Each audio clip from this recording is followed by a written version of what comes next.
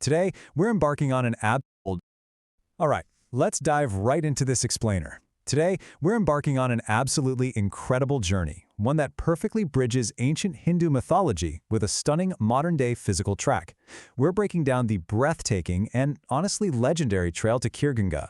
So, if you're someone who loves history, challenging hikes, and just mind-blowing natural phenomena, you are in the right place. Let's get right into it. Now, I want you to imagine just for a second lacing up your hiking boots and setting off on an epic quest up a mountain. But you're not doing it for gold, and you're not doing it to plant a flag at the summit. No, you're hiking to find a literal river of sweet, creamy rice pudding. Sounds completely insane, right? Like something straight out of a fantasy novel? Well, what if I told you that this place actually exists today? It's the legendary Kheerganga Trek, tucked away in the Indian Himalayas. And okay, sure, you won't exactly be scooping up dessert from the riverbanks with a spoon today, but the story of how this high-altitude trail got its unique name is just absolutely fascinating. So, the history of this region is defined by this incredible mythological arc. According to Hindu mythology, Lord Shiva's son, Kartikeya, meditated right here in these mountains for thousands of years. Thousands. Now, a mother always worries about her child eating right, even if they happen to be a literal deity. So the goddess Parvati actually manifested a flowing river of kheer, which is this incredibly rich, sweet rice pudding, just to feed him and sustain his epic meditation. I mean, really try to picture that sensory experience. You have this lush, rugged mountain valley, and right through the center of it is a literal river of sweet dessert flowing by. But eventually, as the modern age, what's known as the Kali Yuga era, arrived, Lord Parshuram turned the kheer back into regular water. Why? Well, simply to avoid conflicts among mortals over such a divine heavenly treat, which honestly makes perfect sense when you think about human nature. We definitely fight over a pudding river. So how do we mortals actually experience this landscape today? While the epic journey transitions from the purely mythical to the very, very physical, your trek actually begins at a place called Parshuram. To put that into perspective, it sits exactly 16 kilometers away from the popular tourist gateway of Kasol.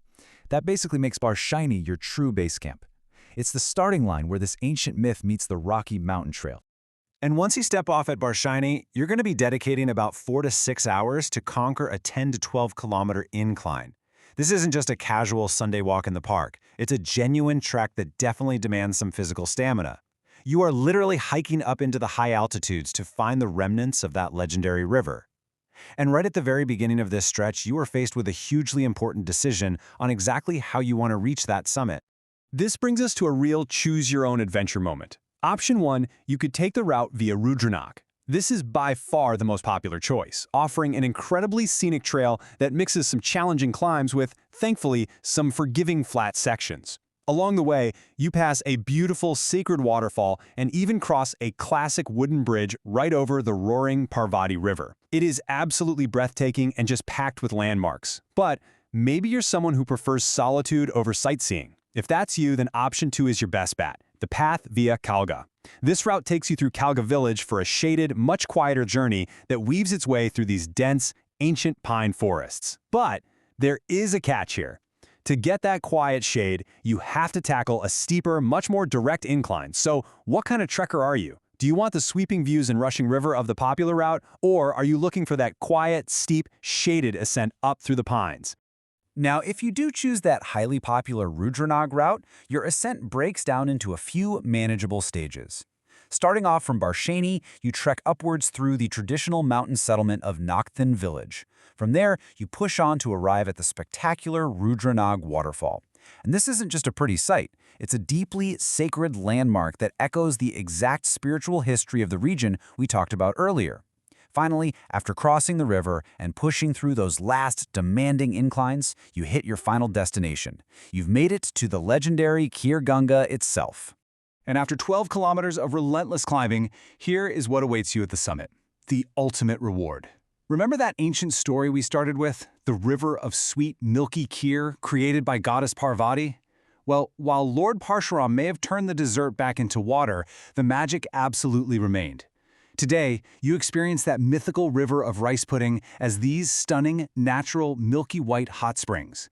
The water is literally milky visually, and it's incredibly rich in minerals, possessing genuine therapeutic properties.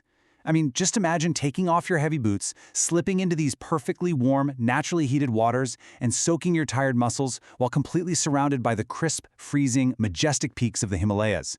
It is literally the perfect convergence of physical reward and ancient mythology.